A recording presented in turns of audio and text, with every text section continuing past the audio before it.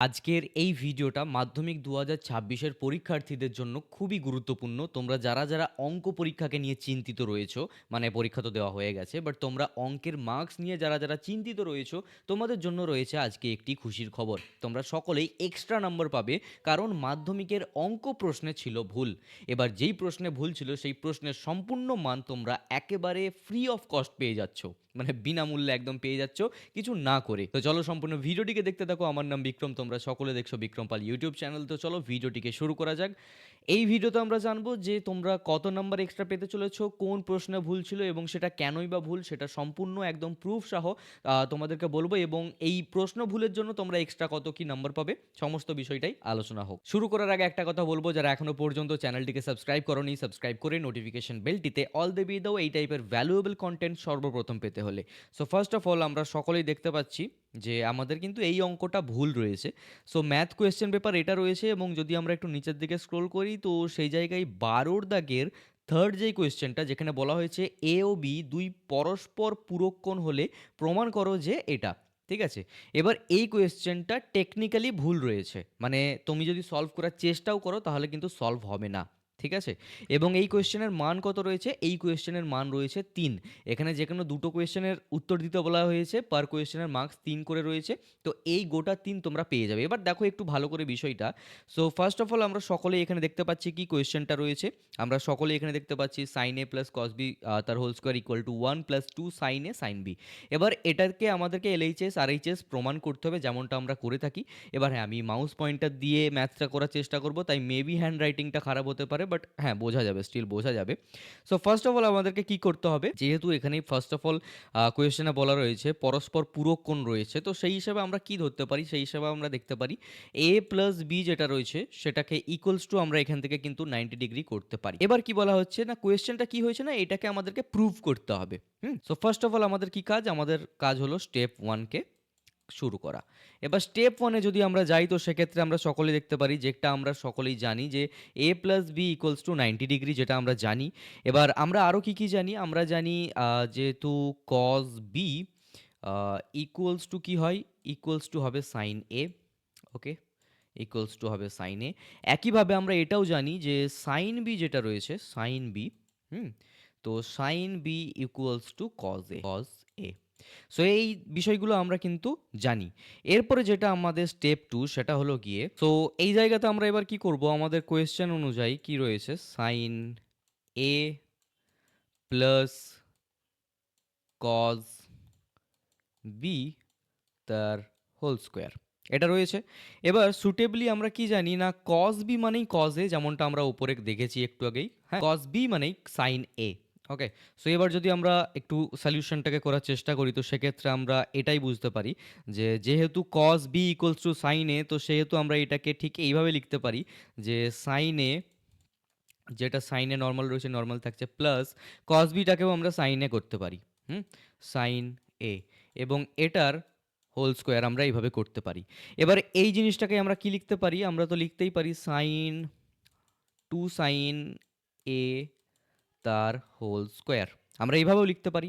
আবার সেম জিনিসটাকে আমরা কিভাবে লিখতে পারি না, 4 সাইন স্কোয়ার এ, আমরা এইভাবেও লিখতে পারি, তাই না? তো এই জিনিসটা আমরা যখন করে ফেলবো তারপরে আমরা এগিয়ে যাব আমাদের থার্ড স্টেপের দিকে।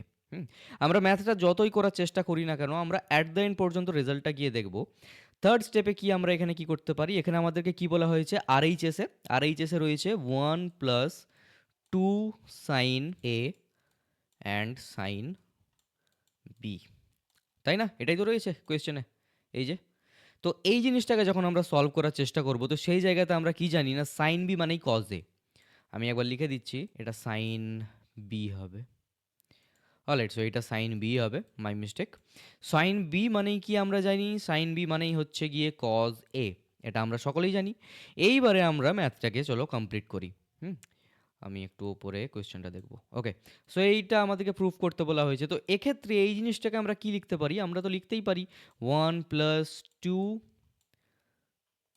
সাইন এ অ্যান্ড সাইন বিটাকে কি লিখবো, কজ এ, রাইট, কজ এ। আমরা এইভাবে লিখতেই পারি। এবার এইটা মানেই আমরা তো এটাও লিখতে পারি 1 প্লাস সাইন 2a, আমরা লিখতে পারি। তো RHSটা কি হচ্ছে? সো RHS কি হচ্ছে? RHS হয়ে যাচ্ছে 1 plus sign 2a।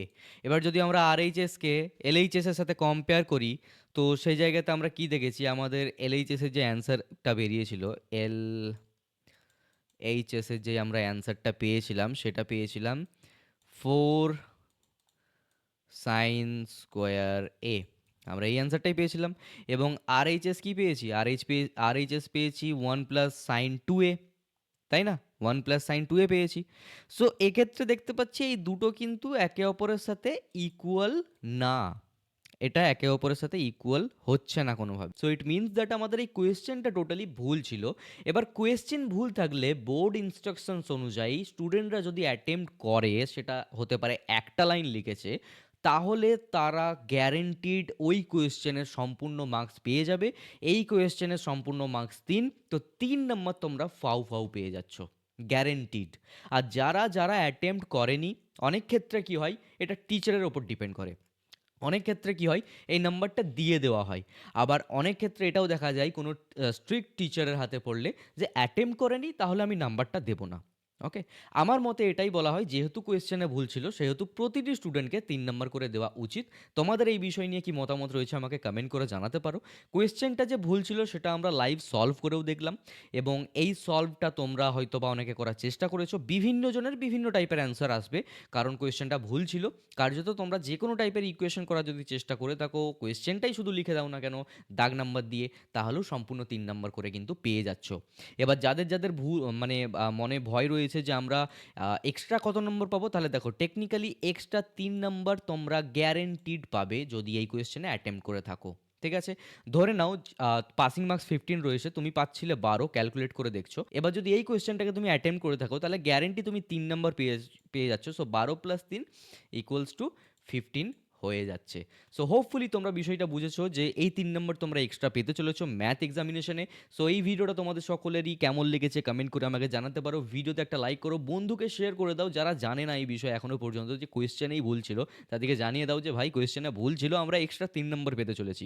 Okay, thank you so much to all of you. যাওয়ার আগে চ্যানেলটিকে সাবস্ক্রাইব করে যাওয়ার অনুরোধ করবো, এবং নোটিফিকেশন বেলটিতে অল দাবিয়ে দাও এই টাইপের ভ্যালুয়েবল কন্টেন্ট সর্বপ্রথম পেতে হলে। Thank you so much to all of you, by.